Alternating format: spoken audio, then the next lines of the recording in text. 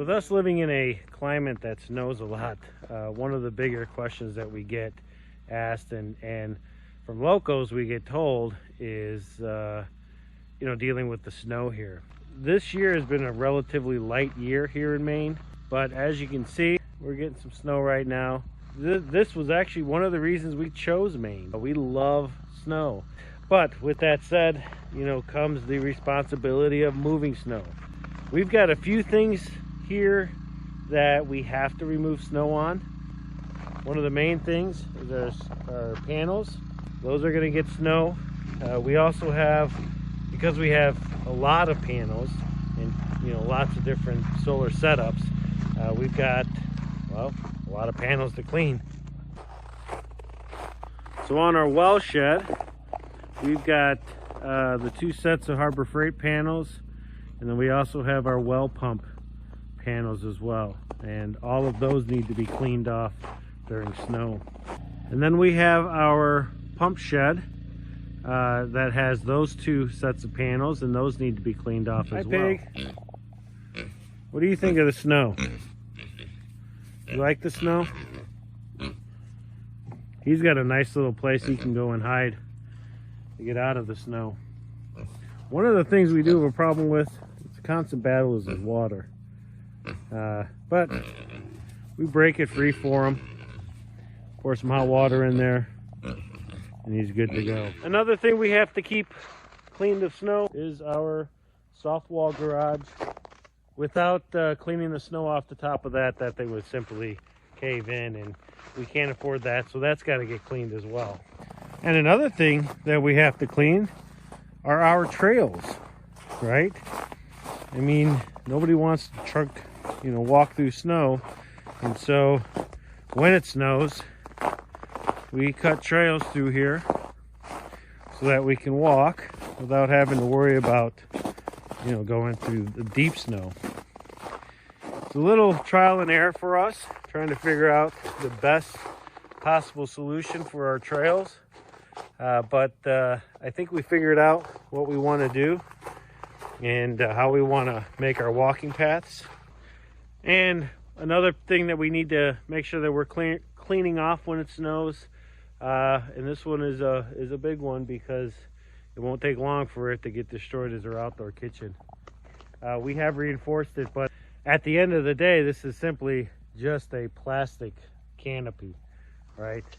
It's thick, which is great, but it's still just plastic.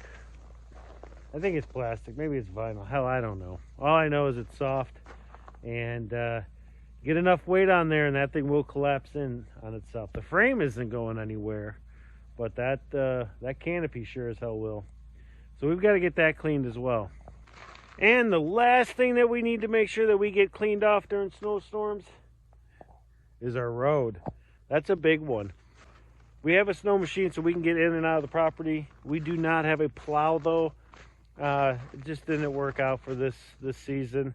Hopefully, God willing, and a little luck, maybe we'll get one for next season. But anyway, so right now, these are all the different things that we have to clear snow off of. So what I want to do is we're going to go through we have different tools for each thing that we need to keep snow off us. So let's walk through each one of those, and I'll show you kind of what we do to get the snow cleared off. When we talk about clearing snow for our walking paths, our driveway area, and the area in front of the cabin, for the most part, if we don't get a lot of snow, it's going to be by shovel. In the event that we get quite a bit of snow, we bust out our snowblower. Now this snowblower is a 24-inch SB410. We have already used it once, and man, I'll tell you, this thing is a beast. It runs well. It's got the self-driving forward and back. Yeah, I mean, I don't know what else to say about it. It starts easy. It does have electric start, but to do that, we need to plug it in. But again, we haven't used that. It doesn't go through much gas either. I think I did all of our trails on our property and the driveway area on a tank of gas, We still had, you know, gas left over. This is certainly a must-have to have here on our property.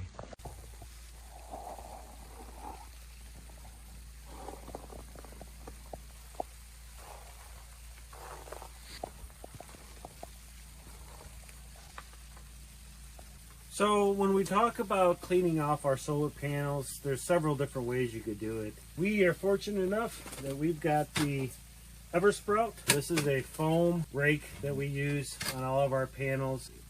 Joe and Kathy, thank you very much. We are very grateful. The nice thing about this is that there's no risk to scratching the surface of the panels.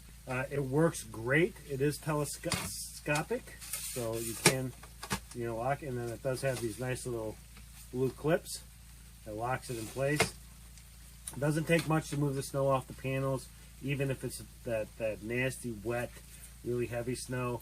And with our panels, all of our panels are quite a vertical position, so it's really easy for the snow to come off of those. Now, for the garage and for the canopy that I'm standing under right now, or in our outdoor kitchen area, we have a plastic snow rake. This thing works great.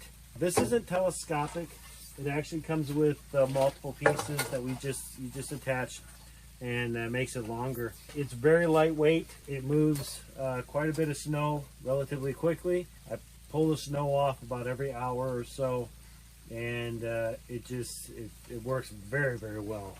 If you're getting ready to live this lifestyle and move out to a cold climate where you've got cold and you've got snow, either this is a nice to have, but if you don't have one of those, certainly a plastic rake would work great for where you're at.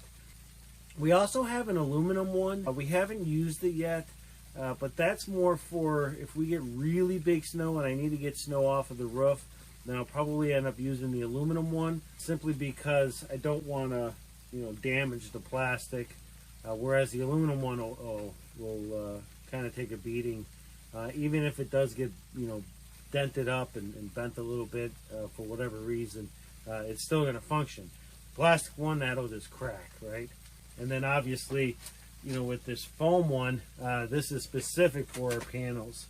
We don't want to use that on anything else. So I'd be interested in knowing what you guys use. Do you guys use these types of rakes? Do you use something else? Go ahead and drop that in the comment section.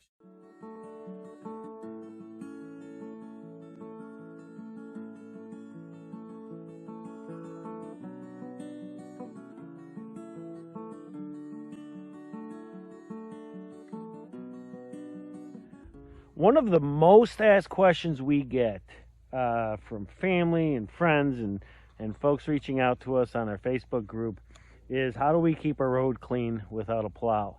Now here in Maine, you know, we could get some pretty big snow. We do have a system that seems to work up to about 6 inches, maybe 8 inches. So the next best thing we can do is drag. Now the drag that I use is a 10-foot long 10-inch by 10-inch solid beam. I've got 2 chains wrapped around the ends, using these big nails to kind of keep the chains from sliding in. These chains here hook up to the hitch mount on my truck. And I think on this side, I'm going to take these nails and I'm actually going to move it out a little bit more out here, closer to the ends. And I might actually do it on the other side as well. On the front here, on the cutting side, I have some angle, some T-angle, and this is really primarily to save the face of the edge of the beam. As we're going over and dragging, there are rocks and so forth. You can see here, you know, I hit one that was pretty rough and it broke it. But this will save the edge of the beam, and it does a fantastic job of cutting into the snow, especially in the ridges, to cut the ridges up. In the back, I have a large heavy chain that's just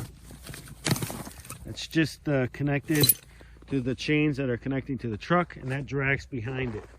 This setup works. I mean, it works in leveling out the snow. I mean, as long as I stay in front of the snow, I can usually get the snow to lay down pretty good.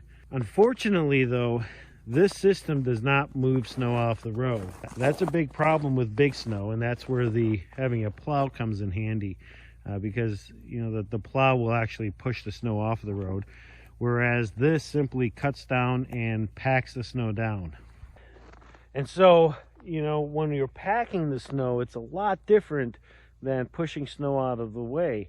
You know, our road has already increased by about 6 to 8 inches in height by using that, but it's still drivable and we can still get out. Now, I do know that come springtime, we are going to have quite a bit of ice on our hands, because all of that packed snow is eventually going to melt. And when it starts to melt during that late winter going into that early spring, you're still, even though we're going to have warmer temperatures during the day, we're going to have freezing temperatures at night.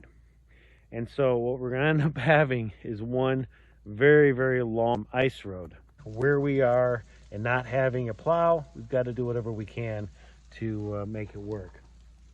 So I'm going to be dragging here in just a minute. So let's take a look and see what a drag does.